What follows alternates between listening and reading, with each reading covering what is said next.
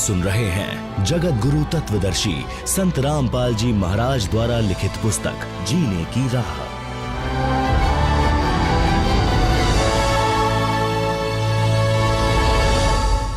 संतान होना या ना होना ये आपके पूर्व के कर्मों का फल है।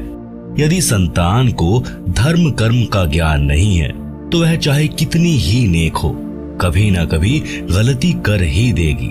वह सब पाप कर्मों के कारण होगा। एक व्यक्ति ने बताया कि मेरा ससुर 4 एकड़ का जाट किसान था।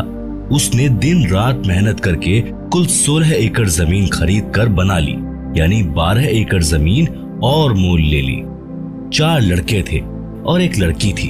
सबकी शादी कर दी। 60 वर्ष की आयु में मेरे ससुर जी को अधरंग मार गया। चारों लड़के भिन्न रहते थे। कुछ दिन बड़े बेटे में रहा, परंतु 6 महीने में ही कपड़ों में बदबू आने लगी। फिर तीसरे नंबर वाले के घर में रहा। कुछ दिन बाद उसने भी हाथ खड़े कर दिए। इसी प्रकार चारों पुत्र सेवा से तंग आ गए। गांव की पंचायत ने मेरे ससुर जी की सेवा कराने के उद्देश्य से 2 एकड़ जमीन उसको अधिक देने का फैसला किया, जो बेटा अपने पिता की सेवा करेगा। इस लालच में छोटे वाले ने सेवा करने की बात मान ली। 6 महीने में उसने कहा कि मेरे बस की बात नहीं है। रिश्तेदार इकट्ठे हुए।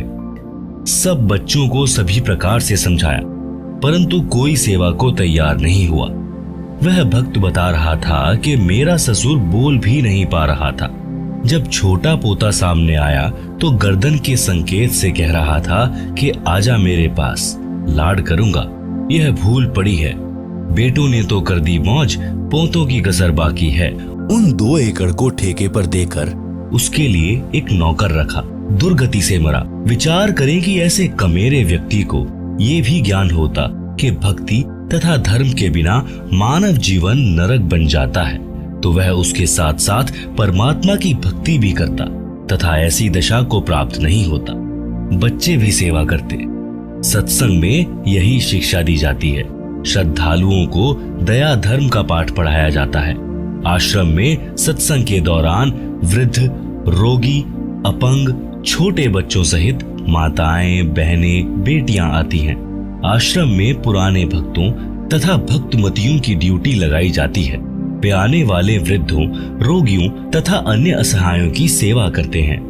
विचार करें कि जो बच्चे सत्संग में जाने वाले तथा बेटी, बहनें, माई व भक्त भाई सत्संग में आने वाले गैरों की सेवा करते हैं, तो वे घर पर अपने माता पिता, भाई बहन, सास ससुर की भी उसी भाव से सेवा करेंगे, क्योंकि उनका स्वभाव बन जाता है। उनके दिलों में दया भरी रहती है। उनको परमात्मा का विधान अच्छी तरह याद होता है। जैसा कि पूर्व में प्रसंग है कि एक कमेरे किसान को अधरंग मारना और बच्चों द्वारा अनदेखा करना। यदि वे लड़के तथा बहुएं सत्संग में जाते तो वे अपने पिता की बहुत सेवा करते। यदि वह किसान परमात्मा की भक्ति करता तो उसका शरीर स्वस्थ रहता और उसकी भक्ति के कारण भजन के तेज से प्रभावित होकर परिवार अपने आप आदर करता है। उदाहरण के लिए साधु संत भक्ति ही करते हैं, जिस कारण गांव का गांव उनका सेवा सत्कार करता है।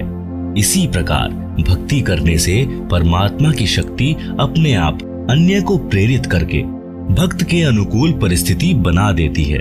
इसीलिए भक्ति करने की प्रेरणा संतजन देते हैं। सत्संग से जीने की राह अच्छी बनती है।